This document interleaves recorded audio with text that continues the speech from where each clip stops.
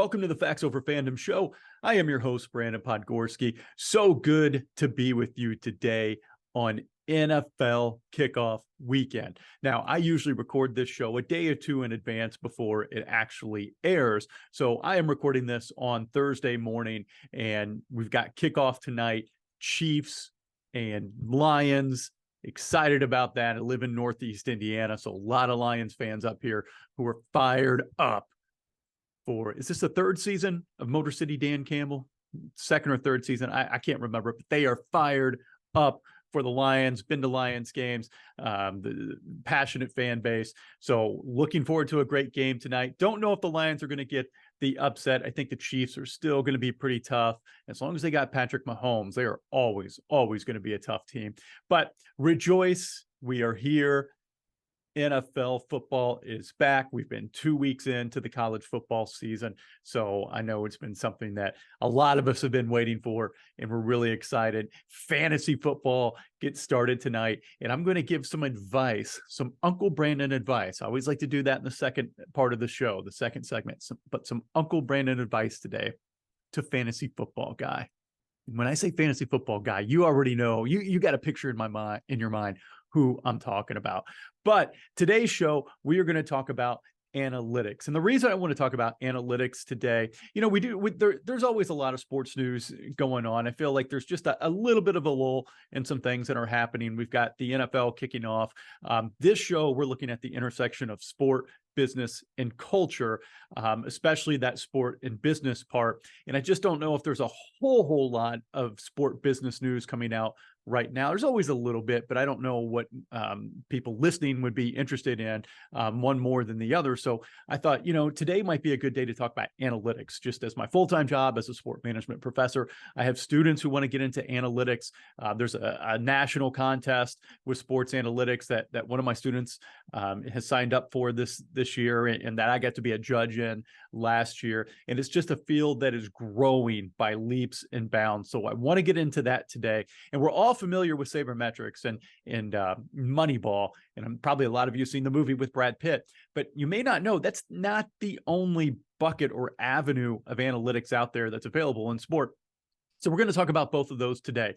But before we get started, I always like to say thank you to our one and only sponsor. This is the only spot you're going to hear in the show, but please go out and support them because they support the show. Crossroads Shirts. Go to Crossroads Shirts, Crossroads, CROSSSHIRTS, crossroadsshirts.com. Check them out. You can use our promo code FOF10, FOF10, and get 10% off your order. So I already put this in my cart. So I'm a runner. I've done 4 marathons. I think a half a dozen half marathons, and I don't know, countless 5Ks and everything else. They've got a running collection. And so I saw this shirt here, Carbs Run Metal Pain. Pretty accurate, to be honest with you. So I put this in my cart. I'm size XL. I'm 6'3". What are you going to do? All right. I know I'm a runner, but I'm a tall guy.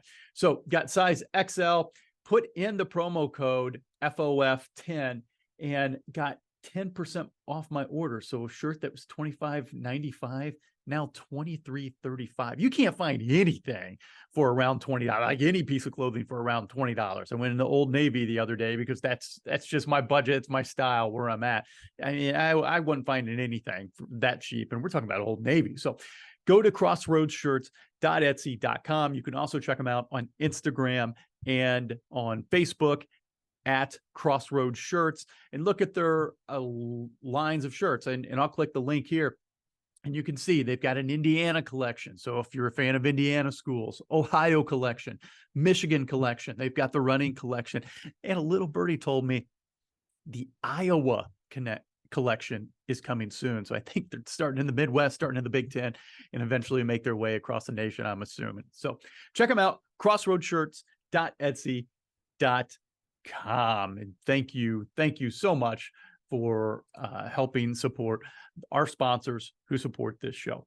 So let's get into our topic today. We are talking about analytics. And we're going to be talking specifically about sports analytics. And first, I just want to kind of give you an introduction to the topic. We'll talk a little bit about the history, and then we'll talk about, like I said, the two paths of analytics in sport. And I've got my notes on my second screen, so if I'm looking off from the screen, that's what it is. This is an audio show, and we prefer for you to listen to us on Spotify, but certainly if you listen to us on Apple, Google, Amazon, those are all welcome here. Spotify is just kind of our preferred platform for the show. But if you want to watch the show, again, it's not the prettiest watch in the world because you have to look at me for about a half an hour, 45 minutes. But you can check us out on YouTube or Rumble. Just type in Facts Over Fandom and you'll find us there. So an introduction to this is that, if you think about any field, and again, looking at that intersection of sport and business, if you think about any business, like managers, owners, presidents, CEOs, they've all relied on data collection, organization, and analysis to create a more complex picture of their business challenges and what is the best path forward. I think the best businesses do a good job of collecting that data, knowing who their target market is, what do our finances say that we can and we can't do, what's the employee outlook look like, and how can we use the information to best position us for success. So the size of available data and the speed at which we can get it now, and the computing power now, to where we can get this. Now we can take like these huge amounts of data and we can distill all this stuff down into just a matter of minutes, where if it was just, trying to collect the data may take days, and analyze it would take days, and then actually being able to present it and make strategic decisions would take days. I mean, we're talking about weeks processes. Now we can do this in just a matter of hours, get it out to our team. Hey, what's our strategy going forward? And it makes businesses more competitive, those who actually invest into their analytics programs. But in sport, there is that business side, but there's also on the player side. So we have the player analytics. And again, I'm going to get into the differences of those here in just a second. But we've got those player analytics that we've all been familiar with, and we've got the business analytics. So I tell you what, let's go ahead and we jump into that. Let's start with player first, player performance, because I think that's what most people are familiar with when it comes to analytics. If you think about, again, Moneyball, sabermetrics, how do we use analytics? And it really kind of started in baseball. How are all these stats used to make the best decision? That's why you'll see managers, when they go to make a pitching change, we want to look at what's the matchup say. Traditionally, if we got a left-handed batter coming up, we want to bring in our left-handed pitcher out of the bullpen. But now we can dig into the data, and maybe we've got a right-handed pitcher who's got reverse split stats. So that means that they actually pitch better against left-handed hitters. So we're not just kind of relying on kind of like our old anecdotal ways of coaching. Now we can drill down and say, hey, you've got this righty in the bullpen, and I know we've got a lefty coming up, but this righty, lefties are only hitting, 180 against him. And there's guys on base. This guy has a propensity, his ground ball rate is at 40%, as opposed to a lefty in your bullpen who left-handed hitters are hitting, 250 against him, and his ground ball rate's only 20%. You're probably statistically have a better chance of success bringing in that right-handed pitcher as opposed to the left-handed pitcher. So that's how analytics, that's one way that it's changed the game. On the other side of the player performance, we're looking, so there's the in-game strategy, but also how do we find value in players? And I would encourage you, if you haven't already, you can read the book or you can watch the movie. Obviously, the movie is very, Hollywoodized. That's not really a word, but, they take some, cinematic, I can't think of the word right now because it's in the morning. I'm tired and I'm actually not kind of feeling well. But they take some creative liberties, we'll say that, with with what actually happened with the Oakland A's, but I think they do a pretty good job of kind of presenting what sabermetrics look like, kind of behind the scenes. You can kind of get an idea of how this works, but how do we find value in players? So, again, conventional wisdom, we want to go out and we want to get the big boppers and the guys who are the best in the league, and we're going to pay them a ton of money. And if they come and they play for us, hopefully that results in wins, but that's not always the case. You also have to kind of keep in mind, okay, well, there's not a big salary cap or there's a real kind of like soft cap in baseball. It's more of like a luxury tax. Our owner may not want to go over that luxury tax because he may not want to pay that penalty. So, we're kind of working with this budget of money of like 200 million. Well, if we allocate a fourth of that just to one player, we still got 25, 26 other guys that we still need to pay. We're not going to be able to get as good of players as we would this one big player, but we think this one big player is worth so much more without kind of really delving into the data and finding, okay, well, what if we don't go out and go get Ohtani? Okay, so he's going to be a free agent this year. What if we don't go out and we don't get Shohei Ohtani, even though we think he would just be, the best player on the market, and he might be able to be a game changer for your organization? Well, he's helped the Angels, but what if they won with him? And I'm not knocking Ohtani. That's not what I'm saying. But if you're going to put all your eggs in that basket and you're not going to consider the other places on the field where you need players, you need good starting pitching, you need a solid bullpen, you need to be good up the middle, and you don't have the money to do that because we want to go out and we want to get this huge talent, and you haven't put a lot of foresight into how do we make sure we fill the rest of this team. Well, obviously you're not going to perform as well as if you really kind of dug down, find value. Maybe we can't afford Ohtani, or maybe we can afford him. But if we go get, the third or fourth best outfielder who can still perform at a certain level we need them to, and find other guys who can increase our wins above replacement, who don't cost as much, overall, we're going to be a little bit stronger. And I think we saw that a little bit with the Atlanta Braves, where they let Freddie Freeman walk. I mean, Freddie Freeman arguably is the best first baseman in baseball. We got this guy, Matt Olson, underneath him, who's not going to cost as much as Freeman. But with having Olson, we're going to be able to allocate more money to other places on this team. And right now, that lineup with the Braves is just fantastic. I don't know how you beat that team in a 7-game series. I don't know how you beat them 4 times. You're really going to have to get into their pitching and possibly outslug them, but their pitching has been strong too. So, that's just an example of what we're talking about with the player side.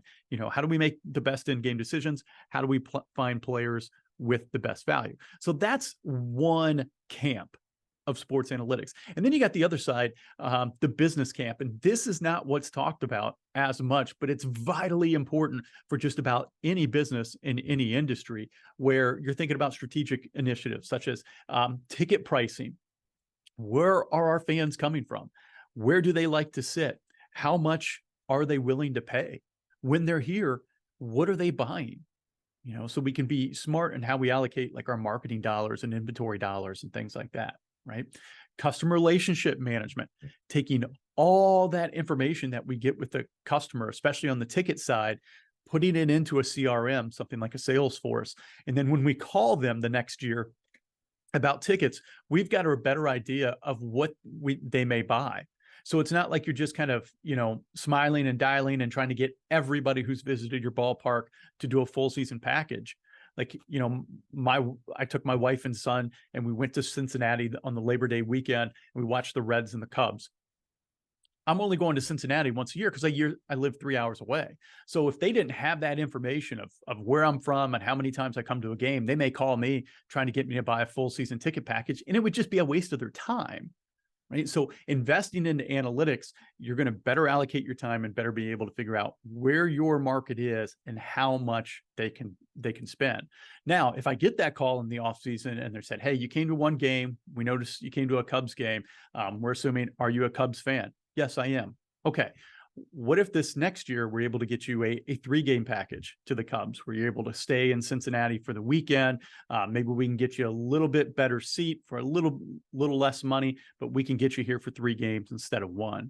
I've got a much better chance of jumping on that than I would if you tried to sold me a half season ticket package or even a flex plan for the Cincinnati Reds, because I'm not a Cincinnati Reds fan. I came there obviously to see my favorite team, which would be the Cubs.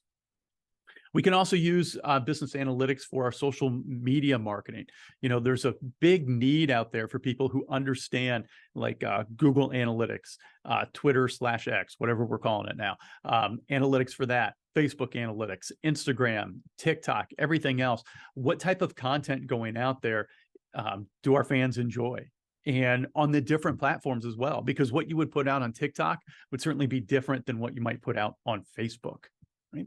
And then things like facility financing as well, looking at analytics for that. Where do we want to build? Do we renovate? Do we build a new stadium? Do we move the team? What are all the different factors to make the best decision going forward for our organization? So that's just kind of a brief introduction into analytics. And if we think about the history of analytics in sport, we really kind of started on the player side, and it started with Bill James, who used to publish Baseball Prospectus. And then we're going back into the 70s with this. And he was kind of the father of the sabermetric movement in baseball. And he would post, or he would create the Baseball Prospectus, and he would look through all the players and he would run them through his statistical analysis. And he would say, this is the value for each player. So you may have a player like Ohtani, who's, one of the best in the game, no doubt, but it takes into consideration everything. It would take into consideration like injury as well, and then you might compare him to another guy who plays at a high level, but maybe not as high a level as Ohtani, at least that's what we think. But he may say, what, there's more value in going and getting two of those type of players who are maybe a step below Ohtani, but you got two of those guys, as opposed to going out and just getting a guy like Ohtani. And it may increase your win potential, by 3 or 4 games a year. And as a front office, you may be able to save $10 million a year to do that. So, those are really powerful numbers. And so the first one who really took this and ran with it was Billy Beane of the Oakland A's. Hence, go check out Moneyball. And was kind of about Billy Beane's story.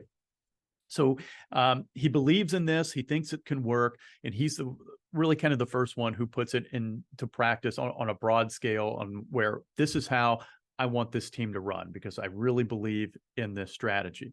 The Oakland A's in the early 2000s had some success. They went to the playoffs. They won 20 games in a row at one point, which was a record in the American League.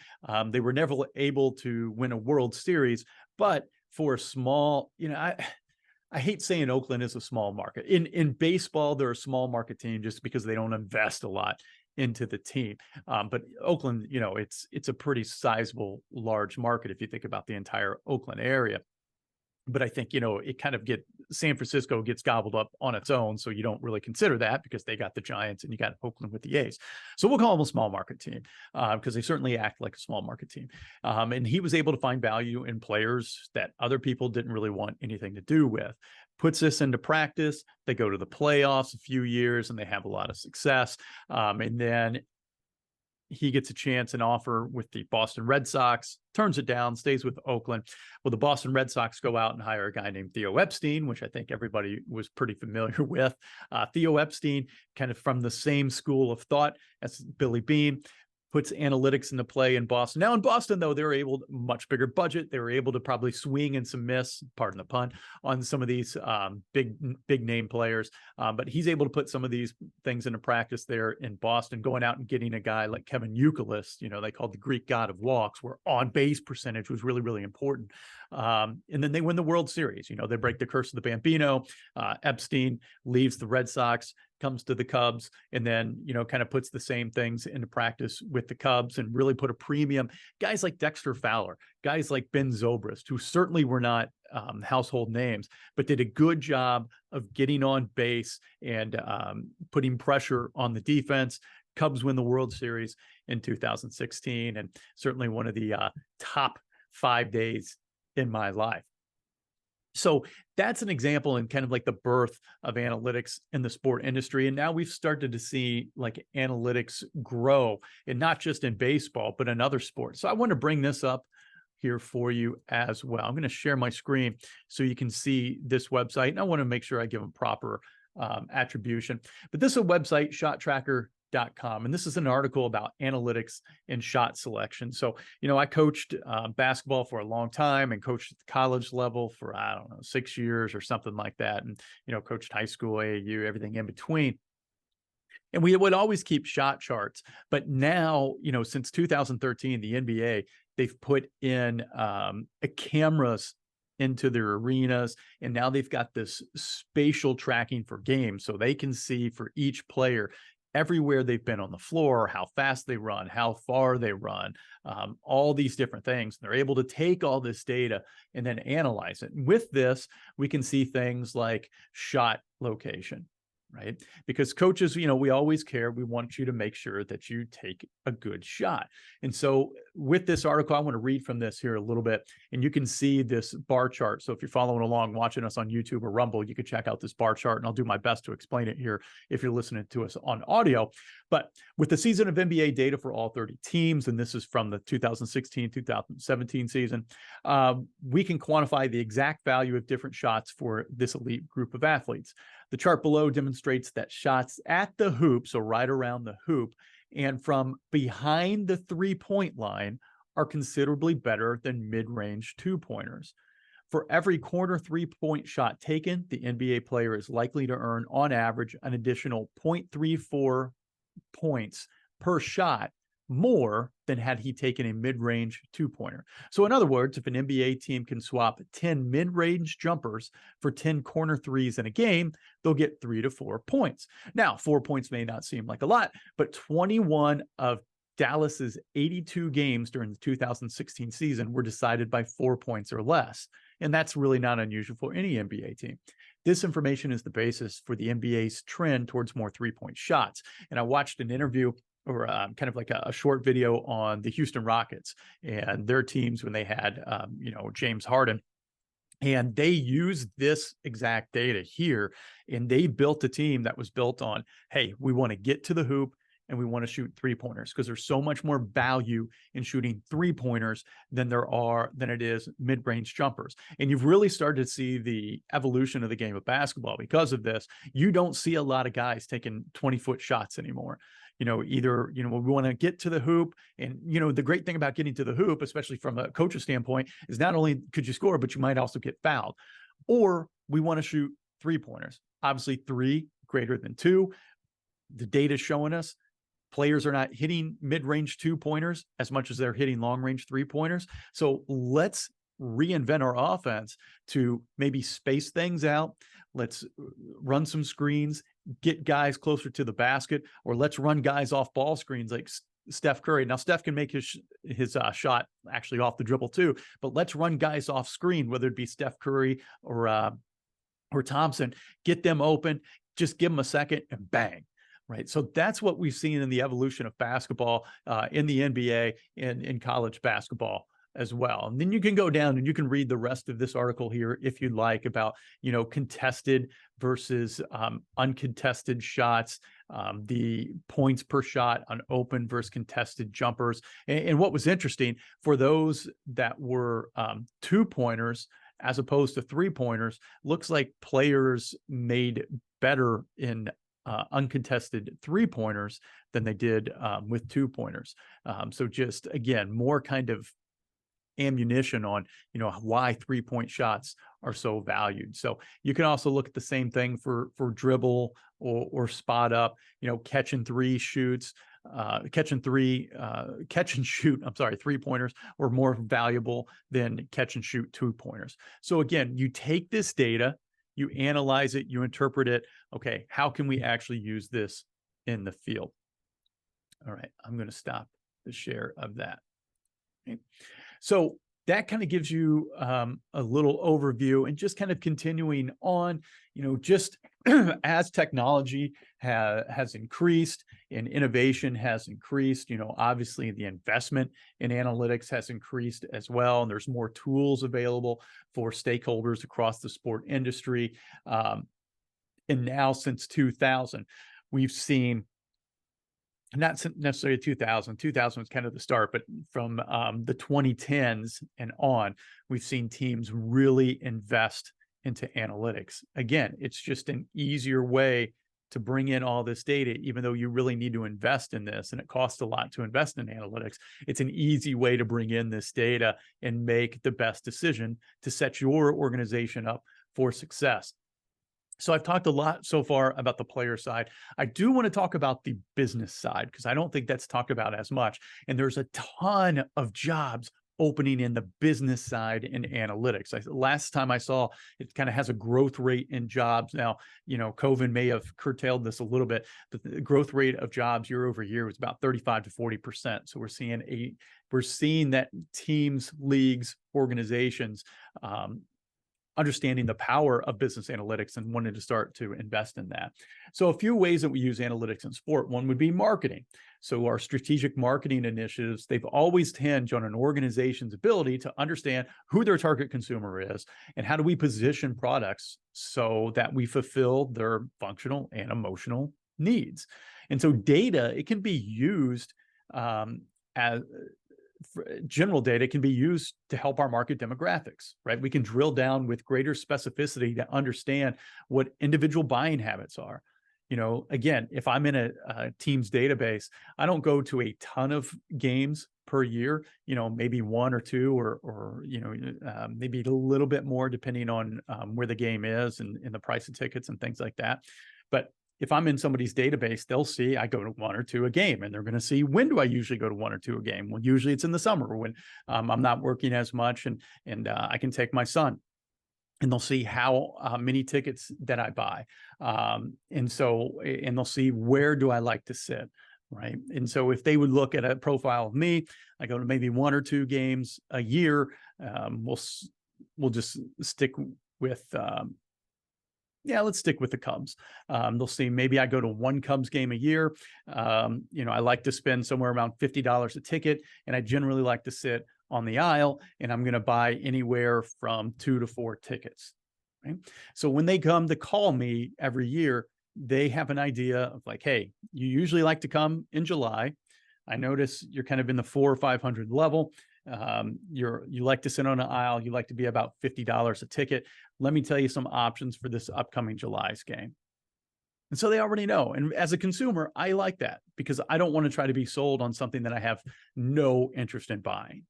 Right. And it's easy for me to say no, but for some people, it's not as easy. They end up having buyer's regret. And now I've got this book of full season tickets, and I'm only going to go to maybe 10 games. And now I got to get rid of these. Right. So I think it's a good thing for a team, and it's a good thing for the consumer. Right? It can also help understand sensitivity to pricing. And if you maybe kind of overlay that with record of the team, you can understand where people are willing to pay, when they're not willing to pay, what team is coming to town, maybe the type of year, the seasons. Maybe fans don't want to go when the seasons are really bad. And then the sentiment toward particular events or brand campaigns. So if you're going to bring in some type of promotion, and minor league teams do this all the time, you're going to bring in, a dinosaur promotion. We're going to have, people in dinosaur costumes, or like these lifelike dinosaur robots come in. You can see, hey, did that actually work or not? And then you can make the decision. Hey, do we want to do that promotion next year because it was wildly successful? Or do we just say, we tried it, didn't work, and then we'll move on? So that would be marketing. In terms of management, analytics, it'll help pace the maturation, the growth in the sport business industry. And one case of this would be Mercedes-Benz Stadium. So I want to bring up another article for you. Again, just want to give attribution to people that I'm using here. And this is from IBM. And IBM, they partnered when Mercedes-Benz Stadium was built in Atlanta, and it's a couple years old now. They went with IBM to take care of all of their, or the lion's share of their technology in the stadium. And just some stats here for you. In Mercedes-Benz Stadium, in their partnership with IBM, 4,800 miles of fiber optic cable, 1,800 Wi-Fi access points, and over 100 terabytes of data is generated by the stadium operations each month and backed up by IBM's cloud. And so what their challenge, and you can read this here in this article, if you go to ibm.com/case-studies /Mercedes-Benz-Stadium. And again, check us out on YouTube or Rumble, and you can see the article right up at top. Their stadium is for NFL teams and the Atlanta United, the soccer team there. They're competing against the couch. You know, one of the things I've used in a sports marketing class that I've taught, there was a quote from, I believe, the old owner of the Jacksonville Jaguars. And he said, you know, no doubt, and I'm paraphrasing, our competition is the couch, because at home, you've got high def TVs, the beer is cold, the food is warm, and there are no bathroom lines. So how can we get people off the couch and into the stadium? So by partnering with IBM, there's so many things that Mercedes-Benz stadiums offer.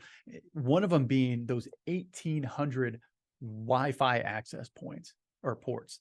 If I'm at an NFL game, I like playing fantasy football. Some of you like betting games, and you want to have access to your phone so you can follow your fantasy team. Or maybe there was a replay that you want to watch, or maybe you want to get stats on the game. Maybe you want to take a picture and post it to social media. Maybe you want to be able to text your friends and let them know, hey, I'm at the game. This is an amazing time. And I'm sure some of you listening have been to games before, and it is so frustrating because you're not getting good cell access in order to do all those things that you want to do. Well, why would I leave my couch, spend the hundreds of dollars to go to a game when I can stay home, watch the game on HD TV, and have everything right up in front of me that I want? You know, I'm not in the midst, I'm not cheering, so I'm missing out on that, but I got everything else that I want. And so that was a solution that Mercedes-Benz Stadium had to solve. How do we make sure people have access to everything that they want while still being able to watch the game in person? Also, you know, they wanted to make a more personalized experience. So I think this is one of the coolest things. And I'm sorry if you're watching. I know this might, you know, if you've got epilepsy, just hang in here for a second because I'm going to scroll here really quick. But they have something called Ask Arthur. So Ask Arthur is an app, and it's a virtual assistant, and it's based on an AI platform. And Ask Arthur is, you know, a play on Arthur Blank, the owner of the Falcons. And so using AI, people can download the app, log into it, and ask, hey, where's the nearest concession stand? What do lines look like? How do I get to the pro shop? Right? Hey, I want to see a highlight from this game, right? Or I want to buy this merchandise and have it waiting for me. And so again, it cuts down on the lines that you have to deal with. You can order things from the app, have it ready for you, and it enables you to watch more of the game. You know, go back to my experience on Labor Day going to Cincinnati. Cincinnati's a great ballpark and really enjoy going. I really don't have a negative word to say about it. But at one point, my son, you know, we're in the 7th inning and it's a close game. It's a 1-0 ball game. And I'm totally invested. And he's like, I'm hungry. Daddy, I'm hungry. Okay. I'm going to go get you a quick snack and then I'm going to come right back. And the snack that he wanted, it was at a concession stand where, of course, there was a line. So I missed half an inning waiting in line to get him the snack. Oh my gosh, if I could have had an app and had it waiting for me and ready to go, I would have definitely done that. Now, I'm going to give some credit, though, to Great American Ballpark because they do. There was one kind of concession stand area where you go in, you just grab whatever it is, and on the way out, there's a point of sale display, you scan, and then you go. So much faster and easier than waiting in line in a concession stand. Same thing, they had some coolers with drinks, whether it's an alcoholic drink or water or soft drink or whatever. You went, I'd get my bottle of water, scan, and go. So much easier than waiting in line. So they have caught on to this as well. And I think you'll continue to see things like this to make the game day experience a little bit better for people and get them out of their homes and into the actual stadiums. So that's one thing with management. And, if we're thinking about finance in analytics, financial managers, especially in the sport industry, they use analytics on a daily basis, whether they're trying to structure player contracts in accordance with their league's salary cap policy. Now, you know what the salary cap is going to be because you already do collective bargaining, but you're always kind of looking every day. Hey, here's our roster. If we make this change, how's it going to affect the cap? Or we want to go out and we want to, possibly think about signing this guy or trading this guy, and what's it look like 2 years in advance, 3 years, 4 years, 5 years. How do these things that we're doing today going to affect us? Calculating projected cost of new stadium enhancements. Are we going to see a return on investment on this? Or just assessing the risk of future investment options for their organization. Analytics play into all of that. If you invest in your own daily life, you want to see a prospectus. And if I'm going to put my money in here, what kind of ROI can I expect, down the line? If you think about economics, and I kind of touched on this here just a little bit ago, but ticket pricing in sport, it's inherently based on supply and demand, right? And that goes into the field of economics. For teams who are performing really well and winning, demand is going to be high, but you have a finite amount of supply every single game. So if you're selling out every single game, but demand is way over what your actual supply is, are you going to raise? Are you going to lower ticket prices? Well, obviously, you're going to raise ticket prices. Now, on the other hand, if demand is really low, but supply is really high, and you're not playing well, go back to the Oakland Athletics, you probably want to lower prices because we want to get people in the gates. Right? For the consumer, if you think about secondary ticket options, StubHub, SeatGeek, Vivid Seats, things like that, they've got a vast amount of data to work with because now they can start to customize ticket offerings a little bit. And you, as the consumer, you've got more power. So again, when we went to the Reds on Labor Day, I checked the Reds website, checked Vivid, StubHub, SeatGeek to get the best ticket where we wanted to sit. And they're also used, again, in ticket pricing. And there's two types of pricing I want to talk about. Maybe you're familiar with this, maybe you're not, but there's variable and there's dynamic ticket pricing. Variable, you may have ran into when buying tickets, especially at the beginning of the season, where the same seat will cost a different amount depending on the game. So for example, let's say we're the Chicago White Sox and opening day, Yankees are coming to town. We're going to have fireworks that night. Everybody's excited because it's the first game in the season. I'm going to charge a lot more for that seat. Let's just say it's a box level seat behind third base. I'm going to charge, $100 for that seat as opposed to a Tuesday night game in September against, we'll say, I'm trying to think about a team against the A's, right? That game is not as much as a prime game as opening day, Yankees fireworks, Tuesday night, no promotion, A's, they're not in the division. It's not a rivalry. Tuesday night games aren't as well attended as a weekend game. So that seat's going to be a different amount, right? So that would be variable pricing. Same seat, different amount based on the day, who you're playing, promotions, all that stuff. And usually that's already set before the season starts.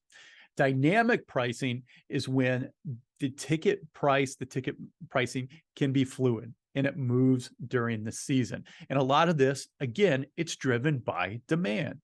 So if you start off and there's a lot of hope for your team, think about the San Diego Padres in baseball. There's a lot of hope for your team and people are buying tickets and ticket prices are really high in April and May. June hits and you're not playing up to what you thought you would. And then we get to the end of July and we're at the trade deadline and there's no moves to make because we've really blown out the budget, but this team is not performing and we're 6 games under 500. And now we're into September and they're basically out of the wild card race. We still want to get fans in the stadium. So we might start to reduce prices on tickets to get fans in. Now, tickets are really important in all the major sports, but especially in baseball, basketball, and hockey, because that's where anywhere from 2/3 to 3/4 of your revenue comes from tickets or comes from outside of media. For the NFL, a little over half of their revenue comes from their media deal. So tickets, they're important in the NFL. Owners aren't going to say, no, don't come to the games, but they're immensely important in baseball, basketball, and hockey, and getting to the playoffs just as important. Right? If we're thinking about, the law, and I think about law, when I say law, I really mean contract negotiations. The days of, again, just making a subjective argument regarding the attitude, community impact, team first, marketability, all that stuff. And, this guy hit 40 dingers last year and he's going to hit 40 more. Like, that's gone. You're able to drill down into the data and look like at mathematically sound performance based on metrics like what's your value in your position. You may have thrown for, 40 touchdowns last year, and that's great, but your completion percentage was one of the, in the bottom third of the league. You take more sacks than half the other quarterbacks in the league. So I know you're going to throw a lot of touchdowns, but you're going to cost us a lot of yards as well. And you're going to cost us downs. So even though maybe historically, you throw 40 touchdowns, hey, you're one of the highest paid quarterbacks. Now we're able to drill down in the data and be like, you're not that valuable. We're not going to pay you as much. So, things like durability, wins above replacement, defensive acuity, right? All those things are now important, and we can get that information from the analytics. And, as a player, that can work for you. And you can say, hey, this is what you think I'm at. But if you look, my win percentage is pretty high, and you might want to call me something of a game manager. But when I play, we win. And you need to pay me like a top quarterback, even though I may not throw for 5,000 yards a year and throw for 40 touchdowns. I may throw for 3,020, but we win when I play because I know how to read defenses and I know how to lead this team. And you can make a pretty compelling argument for yourself. Right. So, data those analytics have been used both for players and for teams. And I think you'll continue to see that going forward. So if you're somebody who wants to get into sports analytics, there's kind of a 5-tool analytic profile, and you've got to be able to do the following. One, you've got to be able to ask the right questions that get at the problem or the objective that the organization actually wants to be solved. Right? 2, you got to collect the correct data. Right? And just be clean, complete, representative. 3, you've got to understand statistics sufficiently to model that data properly, and there's programs to help you with that. But you do need to understand stats. You got to be pretty strong in math, pretty strong in computer science. Then you have to interpret that data, and you need to sort out what's meaningful from what's not. What stuff that are outliers that are just like statistically insignificant because they're way, way out on the scale, and what data is actually significant. If there's a baseline and we see a spike, well, is that spike huge, or is it just a few and it looks like a big spike just because of the percentage that it went up, but really it's not all that incredibly significant. And you need to be able to communicate these findings in a way that gives the audience understanding how they can act on it. So you need to be able to take all this data, drill it down, give me what's relevant, and explain it in a way that me personally, I can understand it because I'm not a big data guy. I've taken statistics classes and, I'm working on my PhD right now. So I've done a lot in, qualitative, quantitative analysis and all that stuff, but it doesn't float my boat. It doesn't make me excited. I am not an expert when it comes to this stuff. I would so much prefer, please, somebody else go through this and explain what I need to explain. Now, it helps that I have an understanding of how this data is actually collected and run through the process. But at the end of the day, I am not a data guy. I just don't understand it in that great of a level. So some things that I would recommend if you're interested in getting analytics, you've got the business side or the player side. I know the player side is sexy, but the business side is growing like crazy, and you can make some really good money. You could probably start off $60,000, $70,000, $80,000 in the industry. You want to have a background in math, like I said, computer science, understanding programming language and software like Tableau, SQL, Python. Do those things, you could have a pretty nice career in sports analytics. So I hope that gives you a better idea of analytics in sport. Stay tuned for the Uncle Brandon advice coming next segment, where I'm going to give some advice to fantasy football guy. Stay tuned. But let me hit you with some knowledge.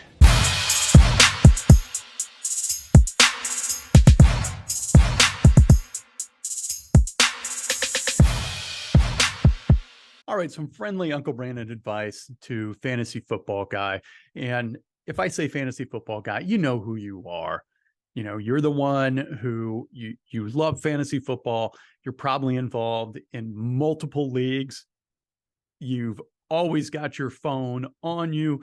You probably spend a little bit of time each day, probably more than a little bit of time, but a little bit of time each day tinkering with your fantasy teams. Fantasy football always comes up in your conversations. Hey, I'm not going to bang on you for that. There are far worse things that you can be involved in than fantasy football. It's just don't let it take over your life. And honestly, other people don't care. Now, if it comes up organically in conversation and you want to talk about fantasy and all that, that's great. No problem. I like playing fantasy football. I'm in one league a year. It's with some guys that I've been in for like 10 years. I spend, 5 to 10 minutes a week kind of setting my lineup up for the week. And then, I like to have my fantasy football up on my laptop as I'm watching games. But, for me, that's the extent of it. Now, for some people, that might seem excessive. For some, that might be like, dude, those are rookie numbers. You got to pick that up 5 to 10 minutes a week, man. You shouldn't even call yourself a fantasy football player. Hey, that's cool either way. All right. That's what I enjoy. That's the investment that I'm going to make into it.